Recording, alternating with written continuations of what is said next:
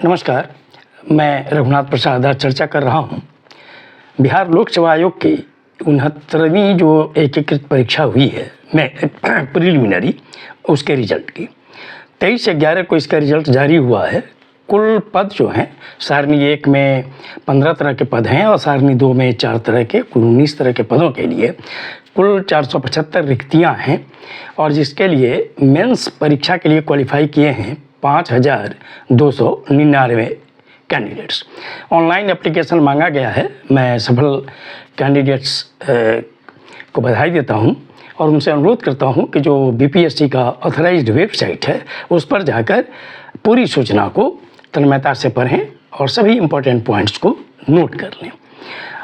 27/11/2023 से 6/12/2023 तक फॉर्म भरे जाना है ऑनलाइन, ये मेंस एग्ज़ाम के लिए।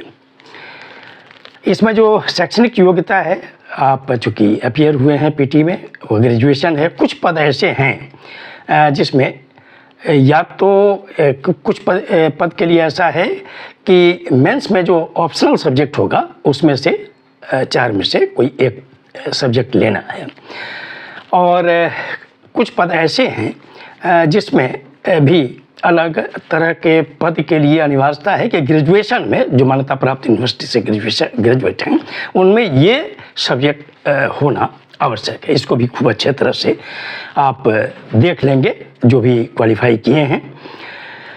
और इसमें मैं बतलाऊं कि मेंस में जो एग्ज़ाम होगा विषय कोड 01 होगा, अनिवार्य विषय जो सामान्य हिंदी होगा, और ये 100 अंक का होगा।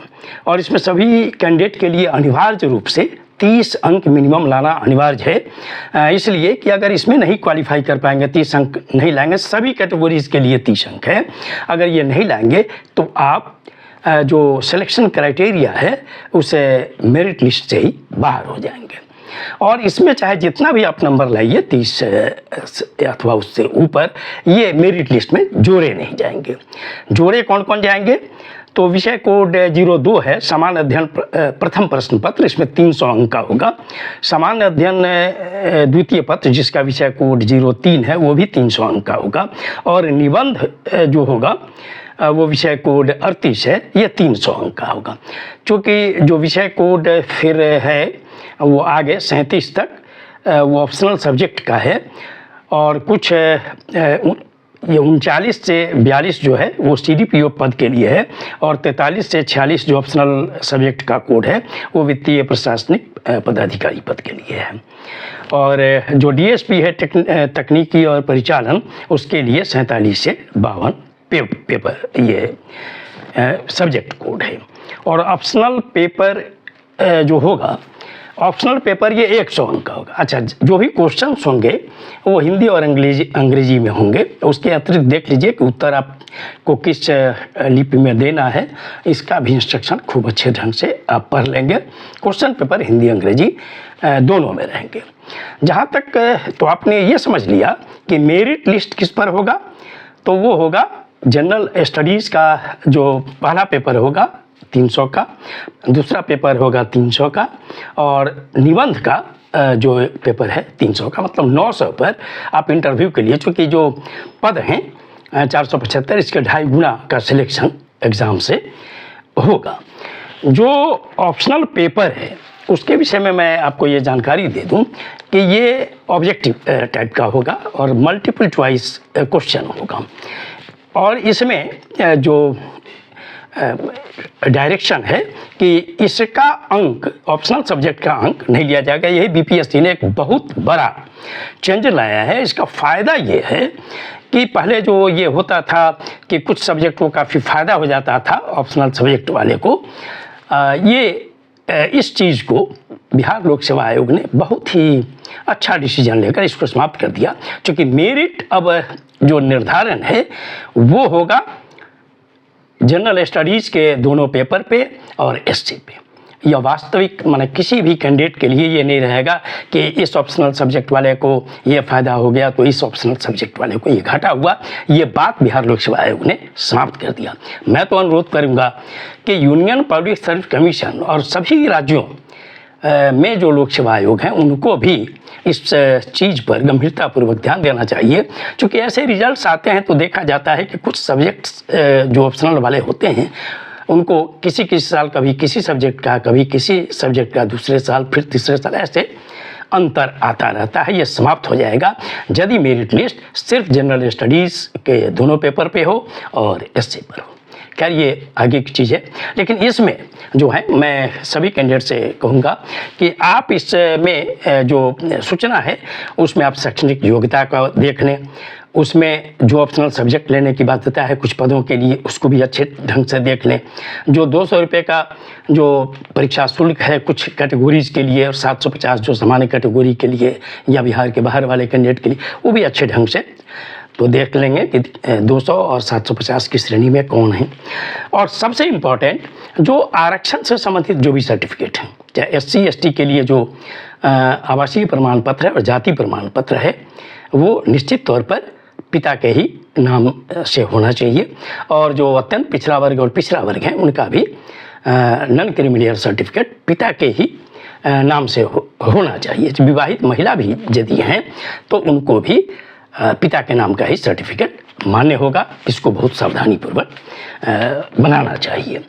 और जो सब्जेक्ट हैं, माने जो सामान्य हिंदी है 100 नंबर का जो 30 नंबर लाना अनिवार्य है, उसके अतिरिक्त जो बिहार लोक सेवा आयोग की इस सूचना में मैंने देखा तो ये जो कैटेगरी वाइज जो पास करने वाला है, चूँकि वो अगर आप नहीं लाएंगे मेंस एग्जाम में तो आप बाहर हो जाएंगे। चाहे वो ऑप्शनल पेपर है उसमें वो आप देख लीजिए, उसी के नीचे लिखा हुआ है, या अन्य जो सब्जेक्ट्स हैं। तो मेंस के लिए स्पष्ट डायरेक्शन है कि मेंस में जो सब्जेक्ट हैं हिंदी, सामान्य हिंदी को छोड़कर, क्योंकि उसमें 30 अंक सभी के लिए, लेकिन इसमें कैटेगरी वाइज बांध दिया गया है। इसमें कर दिया क्या है कि इसमें जो मिनिमम क्वालिफाइंग है, सिलेक्शन तो होगा 2.5 गुना मेरिट लिस्ट पे, लेकिन जो मिनिमम कि इतना लाना ही पड़ेगा आपको मेंस एग्जाम में, तो जो सभी श्रेणी की महिलाएं हैं, चाहे वो एससी हों, एसटी हों, ईबीसी हों, बीसी हों, जनरल हों, ये सभी श्रेणी की जो महिलाएं होंगी वो उनको 32% मिनिमम लाना होगा। और जो दिव्यांग महिला पुरुष हैं उनको भी मिनिमम 32% लाना होगा। जो अनुसूचित जाति अनुसूचित जनजाति के पुरुष हैं उसमें महिला तो हैं ही 32% पे, पुरुष को भी 32% लाना होगा। अति पिछड़ा वर्ग के जो पुरुष कैंडिडेट हैं उनको 34% और पिछड़ा वर्ग के जो पुरुष कैंडिडेट होंगे उनको 36.5% और सामान्य वर्ग के जो पुरुष कैंडिडेट होंगे उनको 40% अंक लाना आवश्यक है। एक चीज़ और मैंने उसमें सूचना में देखा, एक तो मैं बतला दूं कि योग्यता को देख लें, परीक्षा शुल्क को देख लें, मोबाइल नंबर आपका एक रहना चाहिए, ईमेल एड्रेस रहना चाहिए, सिग्नेचर जो करना पड़ता है हार्ड कॉपी पर वो या ध्यान रखेंगे, फ़ोटो युक्त पहचान पत्र जैसे आधार कार्ड है, पैन कार्ड है, ड्राइविंग लाइसेंस है, उस पर ध्यान रखेंगे।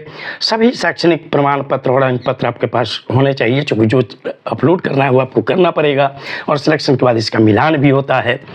इसके अतिरिक्त आरक्षण संबंधी प्रमाण पत्र पर तो न केवल एससी, एसटी, ईबीसी, बीसी और ईडब्ल्यूएस वरन अन्य भी जैसे आपको स्वतंत्रता सेनानी के जो पोता पोती नाती नतनी वाला है या दिव्यांग श्रेणी वाला जो प्रमाण पत्र है, ईडब्ल्यूएस के लिए जो एसेट एंड इनकम सर्टिफिकेट है, ये सब चीज़ पर आप अवश्य पूरे तौर पर ध्यान रखेंगे।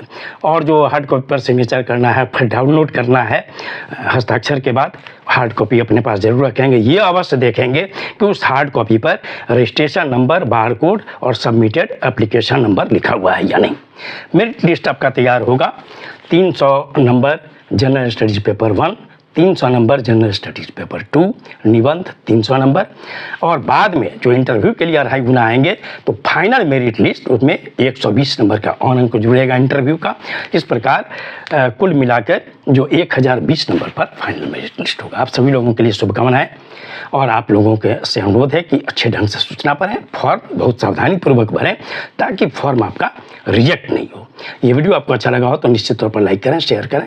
अब तक मेरे चैनल को आपने सब्सक्राइब नहीं किया, सब्सक्राइब करें, बेल आइकन को टच करें ताकि मेरे हर आने वाले वीडियो का नोटिफिकेशन आपको तुरंत मिल जाए। आप सभी लोगों के लिए शुभकामनाएं। धन्यवाद। जय